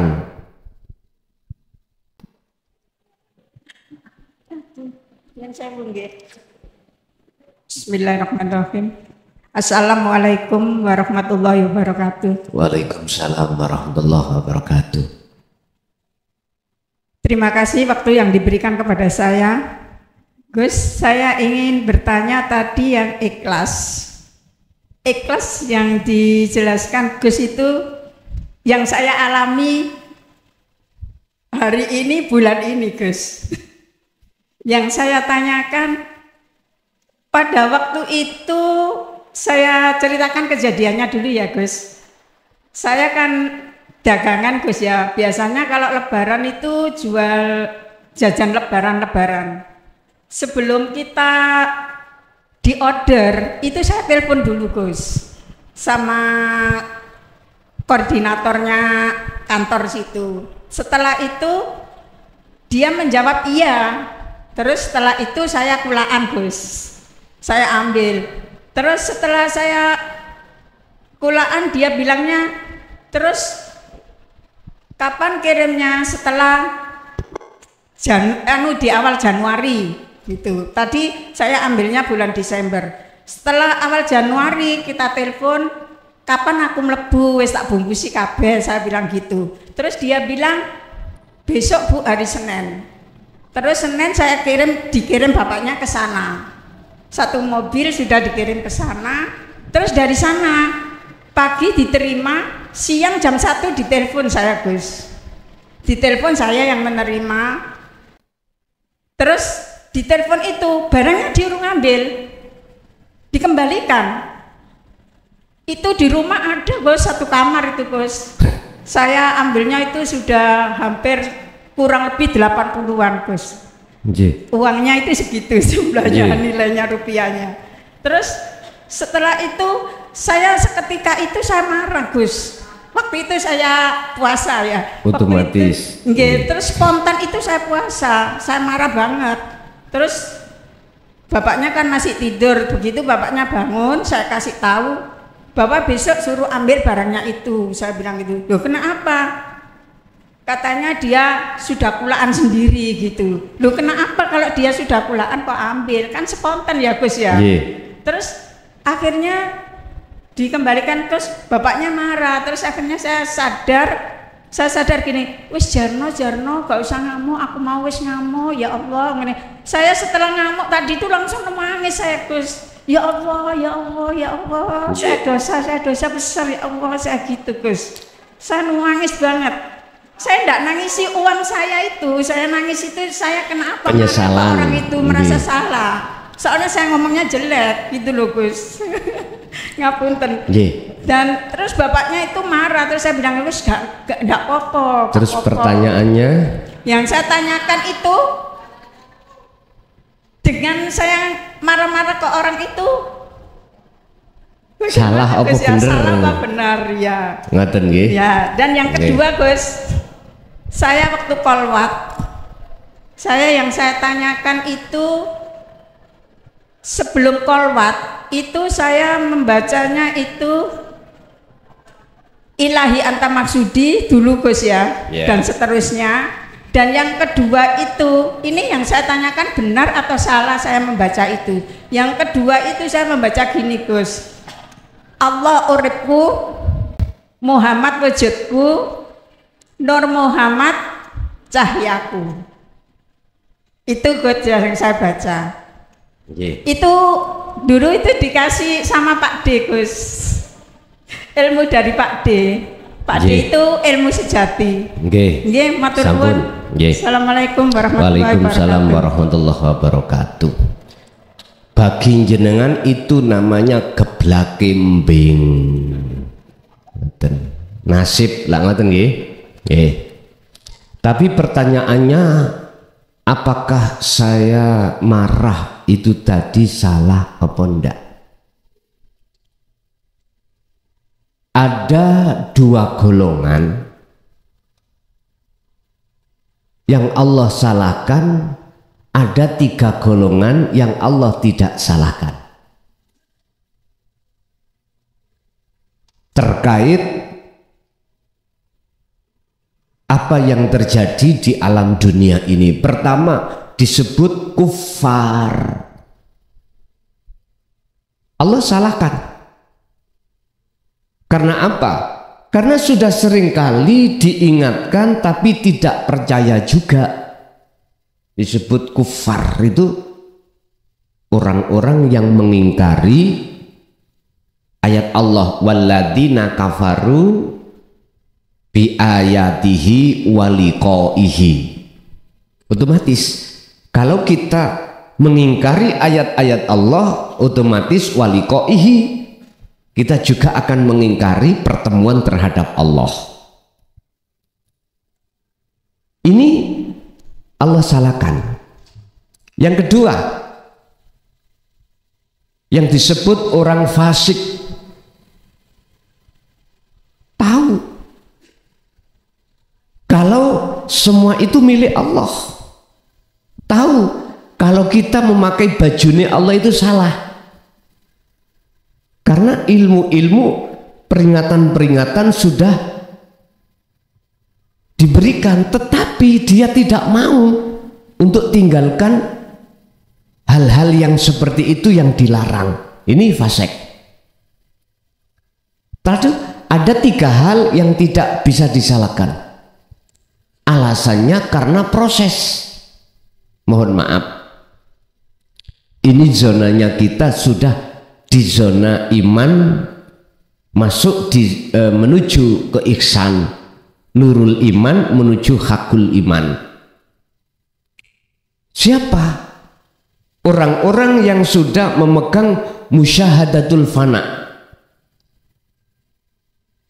Musyahadatul fana ini golongan orang-orang yang sudah tahu bagaimana cara dan pentingnya untuk menuju dan bertemu Allah.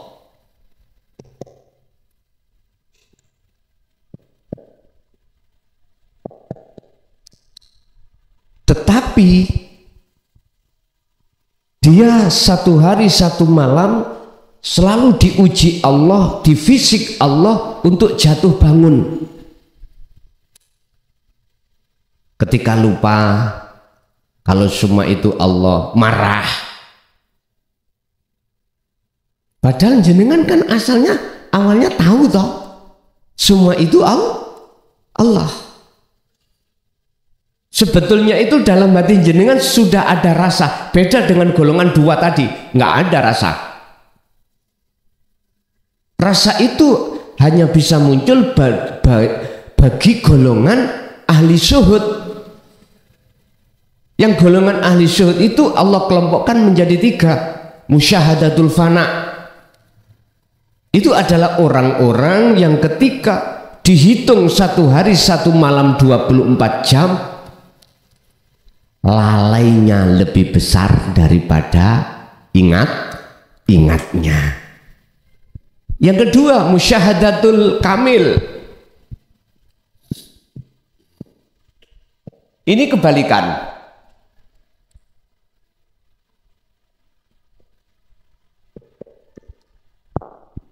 Nomor 2 ini musyahadatul kamil, kebalikan daripada fana.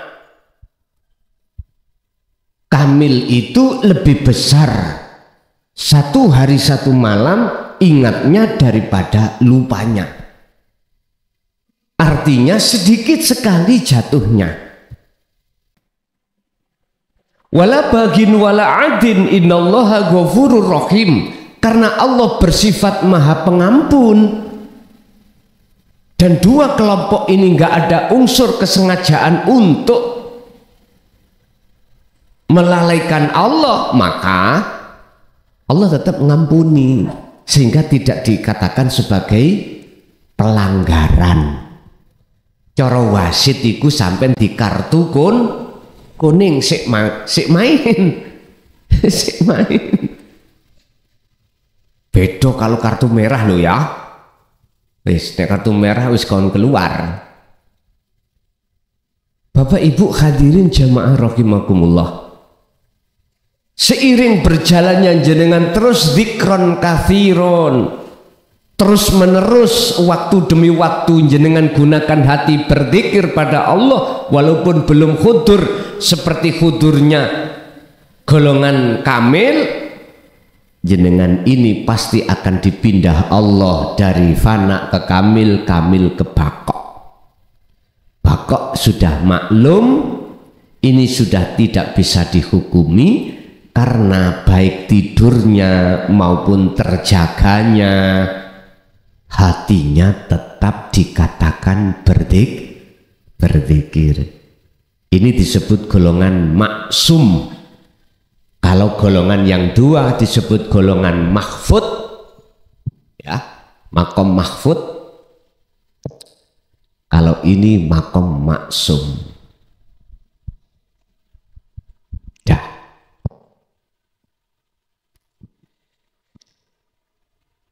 Jadi Bu,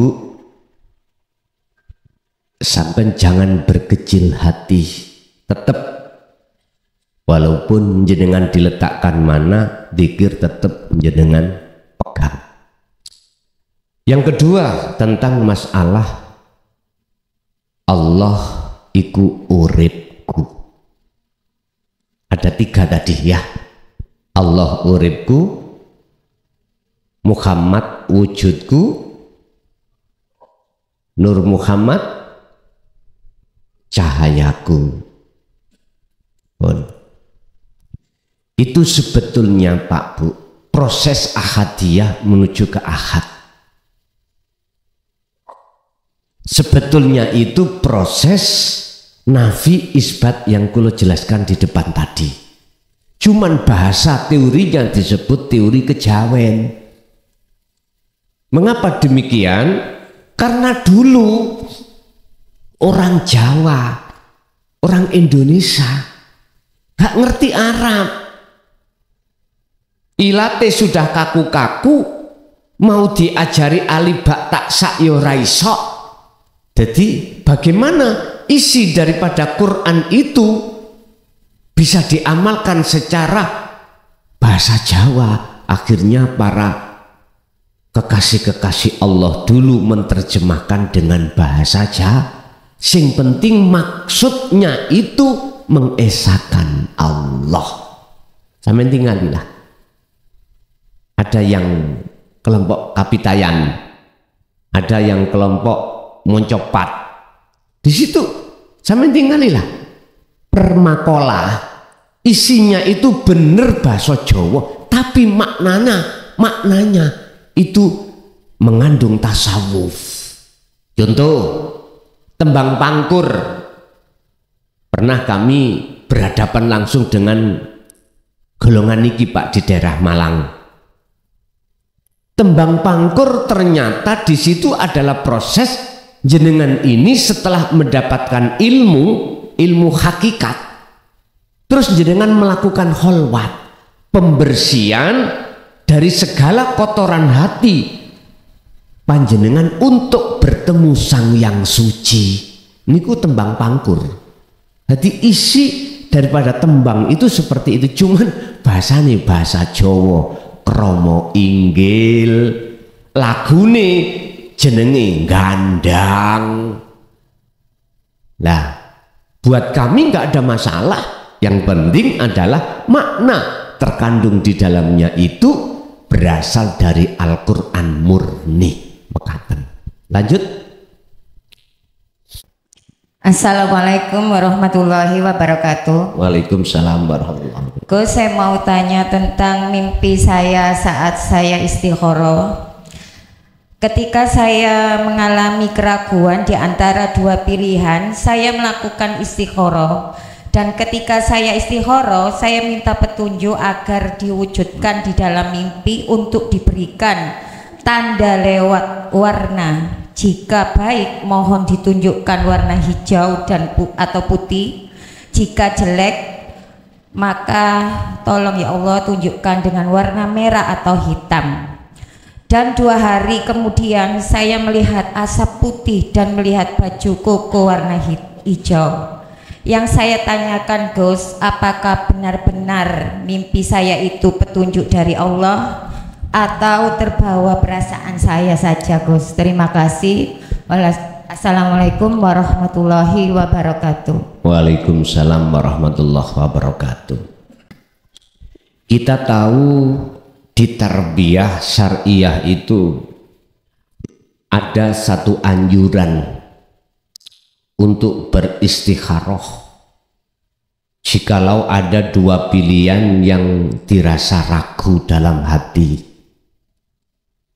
jikalau itu jenengan mintanya petunjuk hanya pada Allah, maka benarlah apa yang nantinya jawaban yang Allah jawab.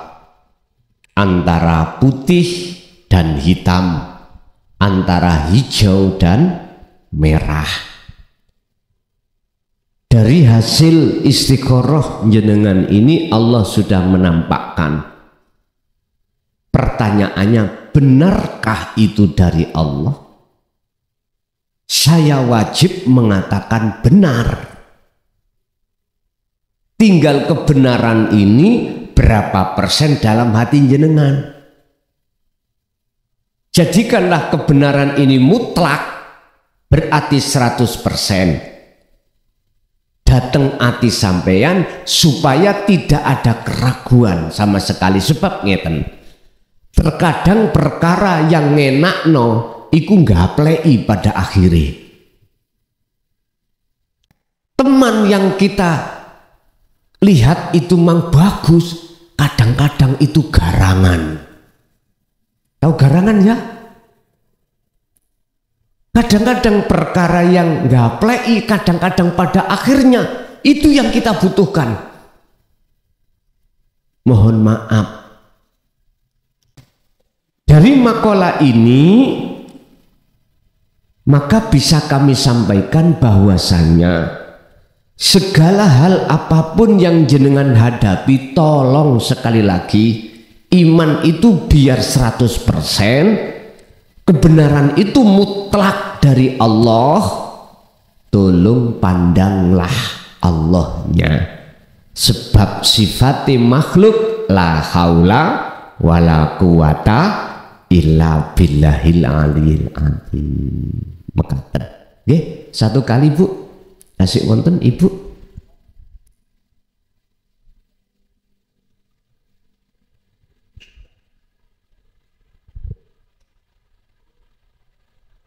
Sampun Pak? Sampun. Nggih. Bun, Bapak Ibu hadirin jamaah rahimakumullah. Siam Ramadan niku sasi Maret Pak nggih. Berarti sasi Februari masih ada kesempatan lagi ya. Ramadan saya minta break sebentar, khusus sasi Ramadan. Nanti Syawal atau April bisa kita ketemu kembali. Bapak Ibu hadirin jamaah, itulah apa yang Allah berikan tentang masalah ilmu pada malam hari ini. Semoga menjadi satu ilmu yang barokah, ilmu yang manfaat terhadap kita dan keluarga kita ila yaumiddin. Lahumul Fatihah.